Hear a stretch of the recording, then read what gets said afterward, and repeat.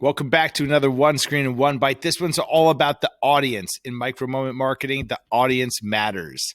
What is real-world behavioral targeting and why does it matter? To answer these questions, let's first turn to behavioral targeting.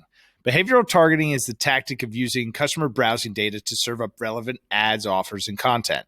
If you bet in performance marketing for any amount of time, you're most likely familiar with that. The style of targeting is based on intent-rich signals provided by specific data sets. It uses historical data, detailed user profiles to deliver personalized ad experiences and improve messaging to consumers. It's one of the tenets on which digital advertising was built. Here are just a few benefits of traditional behavioral targeting online. It helps advertisers better understand and engage their key customers.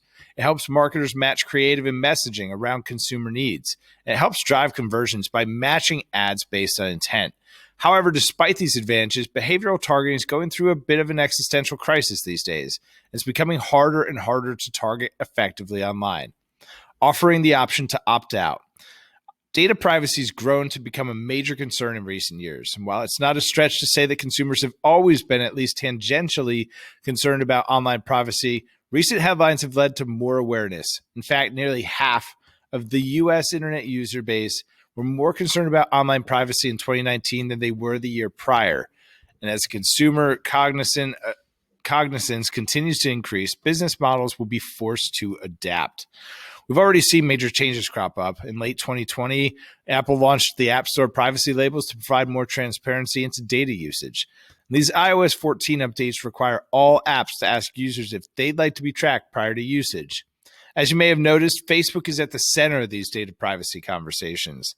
Following Apple's announcement, the social media giant took out full-page newspaper ads to criticize the iOS updates, claiming there's blow to small business that rely on the platform to generate revenue.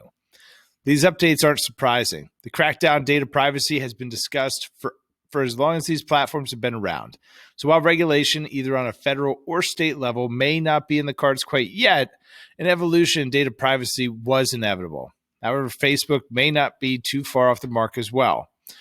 This is where real-world behavioral targeting comes to the rescue.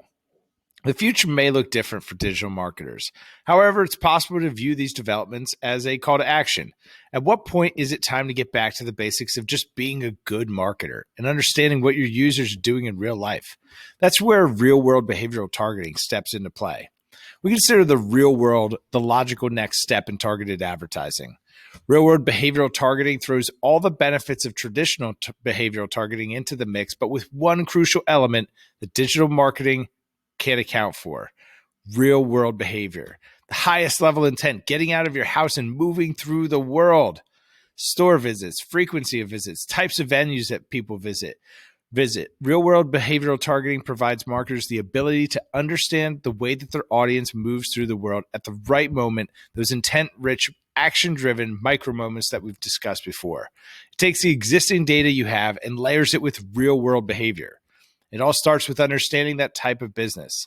There's opportunities to duplicate things that we do online, like custom and lookalike audiences, but in the real world.